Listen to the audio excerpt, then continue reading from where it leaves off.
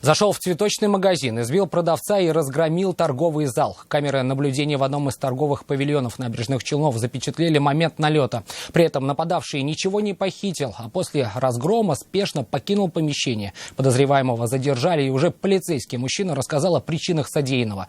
Их узнал Ильнар Гинатуллин. Как неизвестный молодой человек врывается в один из цветочных магазинов Автограда, зафиксировали камеры видеонаблюдения. Только шагнув за порог, он накинулся на продавца с кулаками. Последний попытался убежать за стеллаж и нажать на тревожную кнопку. Но нападавший догнал его и стал бить снова. Тогда в ход пошли уже тяжелые предметы. Электрическим обогревателем он несколько раз ударил сотрудника магазина и даже после этого не стал останавливаться.